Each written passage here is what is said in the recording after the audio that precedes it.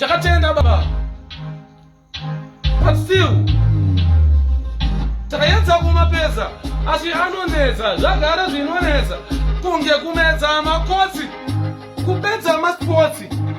Nyangwe takaridha manoti Tsomilii takaedza kutamba hoki tikati heripotambe nokilo, pamwe pacho takadita maresi emobhoti, takamhanya marathon, long distance neshort, tikaenda kubasketball court, taigara tirimo mutennis court hongu, takatotamba maspotsi akawanda anosvika kana 40, asi takatadza kumapedza maspotsi. Takatamba rugby kubva tamixa nevanhu vari aki pamwe chete nemarefi eslaki vaitokuudza vana Filipo Inzaghi wina ramp and play rampam, pataitamba high jump, long jump, kunge mota iri kukwidza hambu, kenga taitoramba tichitopamba kunge pambu.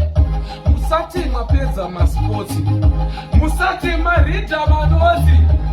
Ehe, kana makapinda njira tidzitime yenyu nakochi, hapana chamunoudza isusu. Kana uchida kubvunza isusu, mapedza matumbu rwatata masutu. Musati mapedza haisi ishu, mukati mapedza uishu, hasi maspotsi kusona masutu. Muchinge mapedza short time, munenge mapedza kakuishu. Taiti tikati vholi, tobva taenda kunotamba karesi kekutsomana kubhola, pamwe chete nemarasta aida kutozviona kuita kunge vari holi. Tina Tsomilii takatamba karesi kekutsomana kaTsomilii.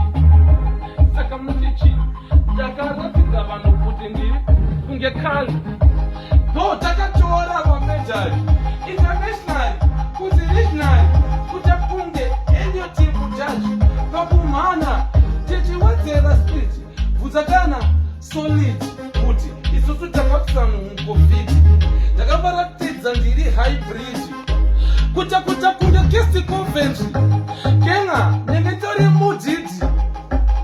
mudhidhi mukuru weZimbabwe simudza flag una takatora mdarashambare takatora maawards kubva kuti isusu atizi makawards but takamecha kuita vanhu vari bati kwete kuti mati tori vanhu vekuti tinodhura kutopfuura skati.